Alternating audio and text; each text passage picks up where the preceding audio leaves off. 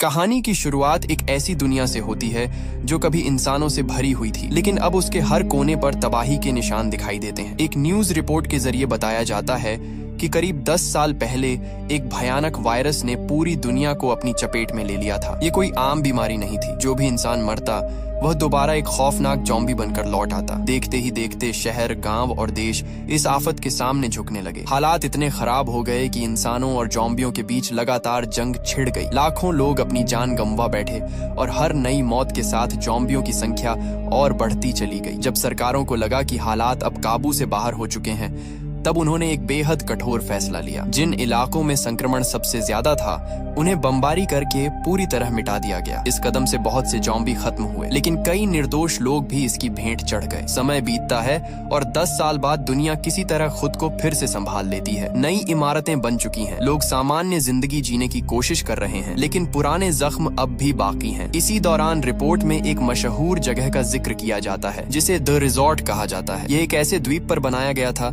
जहाँ अब भी ज़ॉम्बियों को जिंदा रखा गया था। हैरानी की बात यह थी कि यहाँ लोग छुट्टियां मनाने नहीं बल्कि ज़ॉम्बियों का शिकार करने आते थे। रिजॉर्ट चलाने वालों का दावा था कि जिन लोगों ने अपने परिवार या दोस्तों को इस महामारी में खोया है वे यहाँ आकर अपने गुस्से और दर्द को बाहर निकाल सकते हैं। इसी सोच के साथ ज़ॉम्बियों का शिकार एक तरह की थेरेपी बन चुका था और अमीर लोग इसके लिए भारी रकम खर्च करते थे। लेकिन रिपोर्ट का असली मकसद इस जगह की तारीफ करना नहीं था। सरकार को शक हो चुका था कि यही रिजॉर्ट भविष्य में एक नई मुसीबत की वजह बन सकता है। इसलिए फैसला लिया गया कि जिन द्वीपों पर ऐसे रिजॉर्ट मौजूद हैं उन्हें हमेशा के लिए खत्म कर दिया जाएगा। कहानी अतीत की तरफ मुड़ती है और हमारी मुलाकात आर्या नाम की एक युवती से होती है। आर्या की जिंदगी बाहर से सामान्य दिखाई देती है। कई साल गुजर जाने के बाद भी वह उस दिन को भूल नहीं पाई थी जब उसने अपनी आंखों के सामने अपने पिता को वायरस की चपेट में जाते देखा था। वही यादें बार बार उसके दिमाग में लौट आती थीं। इसी वजह से उसके दोस्तों ने उसे एक अलग सलाह दी। उनका मानना था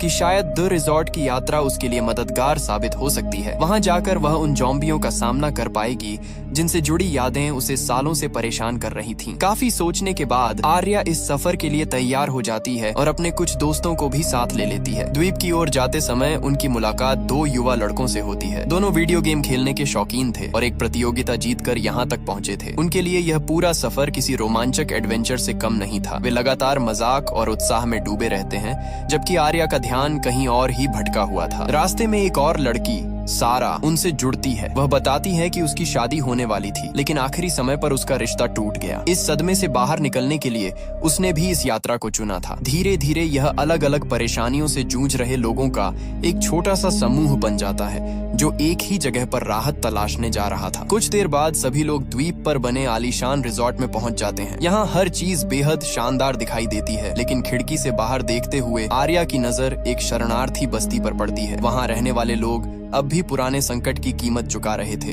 रिजॉर्ट में पहुंचने के कुछ समय बाद सभी मेहमानों को एक बड़ी स्क्रीन के सामने इकट्ठा किया जाता है। वहां उनकी मुलाकात इस जगह की मालिक वैनेसा से होती है, जो एक रिकॉर्डेड संदेश के जरिए सबका स्वागत करती है। वह गर्व से बताती है कि जब पूरी दुनिया तबाही से जूझ रही थी तब उसने इसी संकट के बीच एक नया कारोबार खड़ा किया। उसके मुताबिक इस प्रोजेक्ट ने हजारों लोगों को रोजगार दिया और कई लोगों को अपने दर्द से उबरने का मौका भी मिला। वीडियो खत्म होते ही मेहमानों को अगले दिन होने वाले शिकार अभियान के बारे में बताया जाता है, लेकिन उससे पहले हर किसी को हथियार चलाने की ट्रेनिंग लेनी थी। सभी को एक खास शूटिंग एरिया में ले जाया जाता है, जहाँ प्रशिक्षक समझाता है कि ज़ॉम्बी को रोकने का सबसे भरोसेमंद तरीका उसके सिर पर सटीक निशाना लगाना है। इसलिए वह बार बार सभी से अभ्यास करवाता है। आर्या भी बाकी लोगों के साथ खड़ी होती है, लेकिन उसके लिए यह काम आसान नहीं था। जैसे ही वह हथियार उठाती, उसके मन में अपने पिता की दर्दनाक यादें लौट आती। कई कोशिशों के बावजूद वह ट्रिगर दबाने की हिम्मत नहीं जुटा पाती। आसपास मौजूद लोग अच्छे निशाने लगा रहे थे, जबकि आर्या अपने ही डर से लड़ रही थी। उसी पल उसे लगने लगता है कि शायद यहाँ आने का उसका फैसला गलत था। रात होने पर रिजॉर्ट में एक भव्य पार्टी रखी जाती है। मेहमानों को यह भरोसा दिलाया जाता है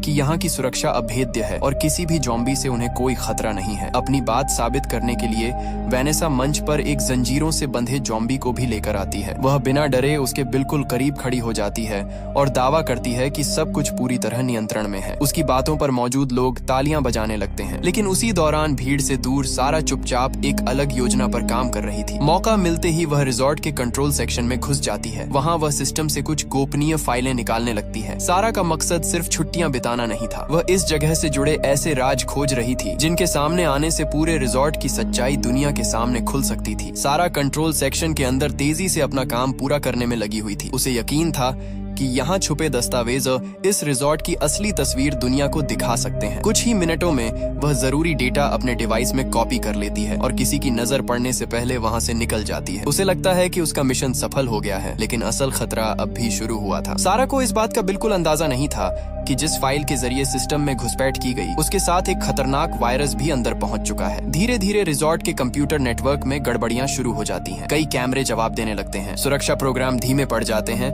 और कंट्रोल सिस्टम बार बार चेतावनी देने लगता है। इंजीनियर समस्या तो देख लेते हैं, लेकिन तुरंत किसी बड़े अधिकारी को खबर नहीं करते। रात बढ़ने के साथ हालात और बिगड़ते जाते हैं। तकनीकी टीम पूरी कोशिश करती है कि खराबी को छुपाकर खुद ही ठीक कर ले, क्योंकि उन्हें डर था कि सच सामने आने पर उनकी नौकरी खतरे में पड़ सकती है। घंटों मेहनत के बाद भी सिस्टम सामान्य नहीं हो पाता। उल्टा एक के बाद एक नई दिक्कत सामने आने लगती है और पूरा नेटवर्क अस्थिर होता चला जाता है। अगली सुबह मेहमानों को इन समस्याओं की कोई जानकारी नहीं होती। उनके लिए यह दिन एक रोमांचक अनुभव की शुरुआत जैसा था। आर्या, उसके दोस्त, दोनों गेमर लड़के और बाकी पर्यटक खास सफारी वाहनों में बैठकर सुरक्षित इलाके से बाहर निकलते हैं। वहाँ दूर दूर तक खुले मैदानों में ज़ॉम्बी घूमते दिखाई देते हैं। गाइड सभी को सख्त हिदायत देता है कि कोई भी वाहन से नीचे नहीं उतरेगा। इसके बाद शिकार का सिलसिला शुरू हो जाता है। कुछ लोग इसे खेल की तरह लेते हैं और लगातार निशाने लगाते हैं। दोनों गेमर तो सबसे ज्यादा उत्साहित दिखाई देते हैं, लेकिन जब आर्या की बारी आती है और वह दूर खड़े एक ज़ॉम्बी को निशाने में लेती है तो उसके हाथ रुक जाते हैं। उसे उस चेहरे में कोई राक्षस नहीं, बल्कि कभी जिंदा रहा एक इंसान दिखाई देता है। वह ट्रिगर नहीं दबा पाती और आखिरकार उसके पास खड़ा एक सुरक्षा कर्मी आगे बढ़कर उस ज़ॉम्बी को मार देता है। उस पल आर्या पहले से भी ज्यादा उलझन में पड़ जाती है। दिन खत्म होने के बाद सभी मेहमानों को एक सुरक्षित कैंप में लाया जाता है, जहाँ रात बिताने का इंतजाम किया गया था। पूरे इलाके को मजबूत बाड़ों और सुरक्षा इंतजामों से घेरा गया था ताकि कोई ज़ॉम्बी अंदर न आ सके। थोड़ी देर बाद लोग आग के आसपास बैठकर बातचीत करने लगते हैं। दिन भर का रोमांच उनके लिए किसी एडवेंचर जैसा था, लेकिन आर्या के मन में अब भी कई सवाल घूम रहे थे। बातों ही बातों में चर्चा ज़ॉम्बियों पर आ जाती है। आर्या स्वीकार करती है कि उसने हमेशा उनसे नफरत की है, फिर भी आज वह एक भी ज़ॉम्बी को गोली नहीं मार सकी। उसका कहना था कि हर ज़ॉम्बी कभी एक इंसान हुआ करता था और यही सोच उसे रोक देती है। बाकी लोग उसकी बात से सहमत नहीं होते। उनके लिए वे सिर्फ खतरनाक जीव थे जिनका खत्म होना ही बेहतर था। उसी दौरान सारा भी अपनी राय रखती है। वह कहती है कि इन ज़ॉम्बियों को सालों तक कैद में रखकर लोगों के मनोरंजन का साधन बना देना भी गलत है। दूसरी तरफ रिजॉर्ट के कंट्रोल सेंटर में हालात तेजी से बिगड़ रहे थे। इंजीनियरों को आखिर समझ आ जाता है कि समस्या मामूली नहीं है। सिस्टम का बड़ा हिस्सा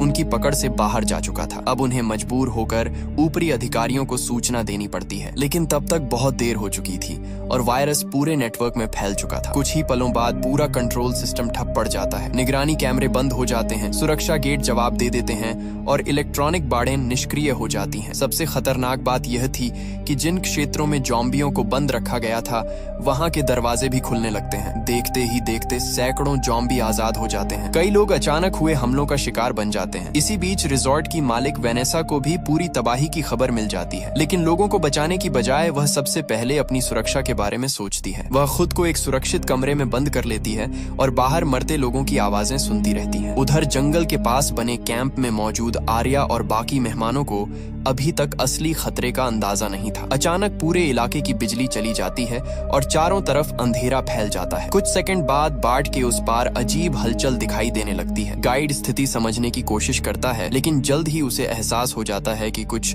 बहुत बड़ा गलत हो चुका है। अंधेरे में दर्जनों परछाइयां उनकी तरफ बढ़ने लगती हैं। जब रोशनी की आखिरी किरण उन चेहरों पर पड़ती है, तब सभी के होश उड़ जाते हैं। वे ज़ॉम्बी थे और उनकी संख्या उम्मीद से कहीं ज्यादा थी। गाइड तुरंत कंट्रोल सेंटर से संपर्क करने की कोशिश करता है, मगर सिस्टम कोई जवाब नहीं देता। तभी कंप्यूटर स्क्रीन पर एक आपातकालीन संदेश दिखाई देता है। सरकार ने ब्रिमस्टोन प्रोटोकॉल सक्रिय कर दिया था। इसका सीधा मतलब था कुछ घंटों के भीतर यहाँ बड़े पैमाने पर बमबारी होने वाली थी। ब्रिमस्टोन प्रोटोकॉल की खबर सुनते ही कैंप में मौजूद सभी लोगों के चेहरे उतर जाते हैं। उन्हें समझ आ जाता है कि सरकार अब इस द्वीप को बचाने नहीं बल्कि मिटाने वाली है। है। किसी के पास ज्यादा समय नहीं था। तभी ज़ॉम्बियों का झुंड सुरक्षा घेरे को तोड़कर उनकी तरफ बढ़ने लगता है। गाइड सबको पीछे हटने के लिए चिल्लाता है, लेकिन कुछ ही पलों में वह खुद हमले का शिकार हो जाता है। गाइड की मौत के बाद पूरा समूह बिखरने लगता है। आर्या, वीर, सारा, जैक और बाकी लोग किसी तरह सफारी ट्रक तक पहुंचते हैं, लेकिन जब इंजन चालू करने की कोशिश की जाती है तो पता चलता है कि ट्रक भी मुख्य सिस्टम से जुड़ा हुआ था। नेटवर्क फेल होने की वजह से वह पूरी तरह बेकार हो चुका था। अब उनके पास पैदल भागने के अलावा कोई रास्ता नहीं बचा। जंगल के बीच जान बचाने की यह दौड़ और भी खतरनाक हो जाती है। पीछे से लगातार ज़ॉम्बी उनका पीछा कर रहे थे। इसी अफरा तफरी में एक संक्रमित ज़ॉम्बी दोनों गेमर दोस्तों में से एक तक पहुंच जाता है। उसके कंधे पर गहरा काट लिया जाता है। सभी समझ जाते हैं कि अब उसे बचाना नामुमकिन है। उसका दोस्त यह सच स्वीकार नहीं कर पाता, लेकिन आखिरकार भारी दिल से उसे खुद ही गोली मारनी पड़ती है ताकि वह भी ज़ॉम्बी बनकर वापस न लौटे। काफी चर्चा के बाद फैसला लिया जाता है कि द्वीप के दूसरे किनारे तक पहुंचना होगा। वहां शायद कोई नाव मिल जाए जिससे बमबारी शुरू होने से पहले यहाँ से निकला जा सके। जंगल के रास्ते आगे बढ़ते हुए वीर के दिमाग में अचानक एक पुरानी बात घूमने लगती है। उसे याद आता है कि पिछली रात उसने सारा को उस जगह से निकलते देखा था जहां रिजॉर्ट का पूरा सिस्टम कंट्रोल किया जाता था। हालात को जोड़ते ही उसे शक हो जाता है कि इस तबाही के पीछे कहीं न कहीं उसका हाथ जरूर है। वह तुरंत सारा को रोकता है और उससे सच्चाई पूछने लगता है। शुरुआत में सारा घबरा जाती है, लेकिन अब सच छुपाना नामुमकिन था। वह सबके सामने कबूल करती है कि वह एक एक्टिविस्ट संगठन से जुड़ी हुई है। उसका मकसद रिजॉर्ट के खिलाफ सबूत जुटाना था ताकि यहाँ हो रहे गलत कामों को दुनिया के सामने लाया जा सके। उसने सिर्फ डेटा निकालने की कोशिश की थी, लेकिन उसे बिल्कुल पता नहीं था कि उसके इस्तेमाल किए गए डिवाइस में एक खतरनाक वायरस भी मौजूद था जिसने पूरे सिस्टम को बर्बाद कर दिया। ये सुनते ही बाकी लोग भड़क उठते हैं। उनके कई साथी मर चुके थे और अब पूरे द्वीप पर मौत मंडरा रही थी। बहस के बीच समूह आगे बढ़ता रहता है और आखिरकार रिजॉर्ट के पिछले हिस्से तक पहुंच जाता है। उन्हें उम्मीद थी कि यहाँ से निकलकर वे दूसरे किनारे की तरफ बढ़ सकेंगे, लेकिन किस्मत उनका पीछा नहीं छोड़ती। इमारत के गलियारों में भी ज़ॉम्बी घूम रहे थे। जान बचाने के लिए सभी अलग अलग दिशाओं में भागने लगते हैं और इसी भगदड़ में सारा और जैक बाकी लोगों से बिछड़ जाते हैं। कुछ ही देर में ज़ॉम्बियों का एक झुंड उन्हें चारों तरफ से घेर लेता है। तभी सारा को एहसास होता है कि भागते समय उसे भी एक ज़ॉम्बी ने घायल कर दिया था। वह समझ जाती है कि उसके पास ज्यादा समय नहीं बचा। अपनी आखिरी हिम्मत जुटाकर वह चोरी किया हुआ सारा डेटा जैक को सौंप देती है और उसे वहां से निकल जाने के लिए कहती है। जैक मजबूरी में पीछे हटता है, जबकि सारा खुद को ज़ॉम्बियों के सामने छोड़ देती है। कुछ ही पलों में उसका सफर वहीं खत्म हो जाता है। सारा की मौत के बाद जैक किसी तरह भागकर दोबारा आर्या और बाकी लोगों तक पहुंच जाता है। उसके चेहरे से साफ पता चल रहा था कि उसने अभी अभी अपने सामने एक साथी को खोया है, लेकिन दुख मनाने का समय किसी के पास नहीं था। ज़ॉम्बियों का झुंड लगातार उनके करीब आता जा रहा था, इसलिए सभी तुरंत वहां से निकलने लगते हैं। भागते भागते यह समूह एक सुनसान औद्योगिक इमारत के अंदर पहुंच जाता है। बाहर का रास्ता कुछ समय के लिए बंद करके वे राहत की सांस लेते हैं, लेकिन अंदर का नजारा देखकर सभी हैरान रह जाते हैं। वहां बड़ी संख्या में सूटकेस, पहचान पत्र और पुराने रिकॉर्ड बिखरे पड़े थे। जैक और आर्या उन फाइलों को ध्यान से देखते हैं। धीरे धीरे एक ऐसा सच सामने आता है जिसे सुनकर सबके होश उड़ जाते हैं। उन्हें पता चलता है कि होप फॉर लाइफ नाम की संस्था, जिसे लोग गरीबों की मदद करने वाली चैरिटी समझते थे, असल में रिजॉर्ट के लिए लोगों की सप्लाई कर रही थी। बेघर और मजबूर लोगों को यहाँ लाया जाता था, फिर उन्हें वायरस से संक्रमित करके ज़ॉम्बी बना दिया जाता था। इस खुलासे के बाद आर्या को समझ आता है कि द्वीप पर मौजूद ज्यादातर ज़ॉम्बी पुराने युद्ध के बचे हुए लोग नहीं थे। उनमें से कई हाल ही में संक्रमित किए गए निर्दोष इंसान थे। सिर्फ अमीर मेहमानों के मनोरंजन और रिजॉर्ट के कारोबार को जिंदा रखने के लिए उनकी जिंदगी छीन ली गई थी। ये सच्चाई आर्या को अंदर तक झकझोर देती है। अब उसे महसूस होता है कि असली खतरा वायरस नहीं बल्कि इंसानों का लालच है। लेकिन सच जानने के साथ उनकी मुश्किलें भी बढ़ जाती हैं। तभी इमारत के बाहर से जोरदार आवाजें आने लगती हैं। ज़ॉम्बियों का बड़ा झुंड उनकी मौजूदगी का पता लगा चुका था। कुछ ही पलों में दरवाजों और दीवारों पर टक्करें पड़ने लगती हैं। कुछ ही देर में दरवाजे टूटने लगते हैं और ज़ॉम्बियों का झुंड अंदर घुसने की कोशिश करने लगता है। आर्या, जैक, वीर और बाकी लोग तुरंत वहां से निकलने का फैसला करते हैं। उन्हें पता था कि अगर 1 मिनट भी देर हुई तो बच निकलना नामुमकिन हो जाएगा। जान बचाने की कोशिश में सभी लोग इमारत के पीछे मौजूद एक बड़े सुरक्षा गेट की तरफ दौड़ते हैं। यह गेट उनके और ज़ॉम्बियों के बीच आखिरी रुकावट था। समस्या यह थी कि गेट पूरी तरह बंद था और उसे खोलने का कोई आसान तरीका दिखाई नहीं दे रहा था। पीछे से ज़ॉम्बी तेजी से करीब आ रहे थे और आगे रास्ता बंद था। हर किसी के चेहरे पर डर साफ दिखाई देने लगा। इसी दौरान आर्या का मंगेतर रोहन, जो अब तक खुद को बहादुर दिखाने की कोशिश कर रहा था, अपना असली रंग दिखा देता है। जैसे ही उसे अपनी जान पर खतरा महसूस होता है, वह सिर्फ खुद को बचाने के बारे में सोचने लगता है। मौका मिलते ही वह ऊपर चढ़कर दूसरी तरफ निकल जाता है और आर्या को पीछे छोड़ देता है। जिस इंसान पर आर्या सबसे ज्यादा भरोसा करती थी, वही मुश्किल वक्त में उसे अकेला छोड़ चुका था। लेकिन उसी समय वीर आगे आता है। वह जानता था कि अगर कोई पीछे नहीं रुका तो बाकी लोग बच नहीं पाएंगे, इसलिए वह खुद ज़ॉम्बियों का सामना करने का फैसला करता है। अपनी बंदूक से लगातार फायर करते हुए वह झुंड को रोकने की कोशिश करता है ताकि बाकी लोग सुरक्षित जगह तक पहुंच सकें। वीर काफी देर तक लड़ता रहता है, लेकिन आखिरकार उसकी गोलियां खत्म होने लगती हैं। कुछ ही पलों बाद हथियार पूरी तरह खाली हो जाता है, फिर भी वह पीछे नहीं हटता। देखते ही देखते दर्जनों ज़ॉम्बी उस पर टूट पड़ते हैं। वीर की बहादुरी बाकी लोगों को बचा लेती है, लेकिन उसकी अपनी कहानी वहीं खत्म हो जाती है। आर्या उसकी कुर्बानी अपनी आंखों से देखती है और भारी दिल के साथ आगे बढ़ने पर मजबूर हो जाती है। कुछ दूर जाने के बाद आर्या की नजर रोहन पर पड़ती है, लेकिन इस बार हालात बदल चुके थे। कई ज़ॉम्बी उस पर हमला कर चुके थे और वह बुरी तरह घायल हो चुका था। अब वही अपनी आखिरी सांसों के करीब खड़ा था। आर्या उसके पास पहुंचती है और रोहन को उसके अंजाम पर छोड़ देती है। उधर पूरे द्वीप पर तबाही और भी बढ़ चुकी थी। ज़ॉम्बी हर तरफ फैल चुके थे और सुरक्षित इलाके लगभग खत्म हो चुके थे। आर्या अब अकेली आगे बढ़ रही थी। भागते भागते आर्या आखिरकार कंट्रोल सेक्शन तक पहुंच जाती है। यहाँ उसकी मुलाकात रिजॉर्ट की मालिक वेनेसा से होती है। वेनेसा अब घबराई हुई थी और खुद को बचाने के रास्ते खोज रही थी। उसने जो कुछ सालों तक छुपाया था, अब सब सामने आने वाला था। लेकिन उसे अब भी अपनी जान की ज्यादा चिंता थी, उन लोगों की नहीं जो उसकी वजह से मारे गए थे। आर्या का गुस्सा फूट पड़ता है। वह वेनेसा को उन मासूम लोगों के बारे में याद दिलाती है जिन्हें लालच के लिए ज़ॉम्बी बना दिया गया, जिन परिवारों की जिंदगी बर्बाद हुई, जिन बेघर लोगों को धोखे से यहाँ लाया गया। उन सब का जिम्मेदार वही सिस्टम था जिसे वेनेसा चला रही थी। लेकिन वेनेसा बहस करने के बजाय सिर्फ बच निकलने की बात करती रहती है। इसी बहस के दौरान एक बड़ा सुरक्षा दरवाजा खुल जाता है। दूसरी तरफ से ज़ॉम्बियों का झुंड अंदर घुस पड़ता है। आर्या तुरंत पीछे हट जाती है, लेकिन वेनेसा इतनी किस्मत वाली नहीं होती। कुछ ही सेकंड में ज़ॉम्बी उसे घेर लेते हैं। आखिरकार वही अपनी बनाई हुई तबाही का शिकार बन जाती है। आर्या वहाँ से निकलकर द्वीप के किनारे की तरफ दौड़ती है। तभी आसमान में लड़ाकू विमानों की आवाज गूंजने लगती है। ब्रिमस्टोन प्रोटोकॉल अब पूरी तरह शुरू हो चुका था। कुछ ही पलों में विशाल बम जमीन पर गिरने लगते हैं। आग और धमाकों की लपटें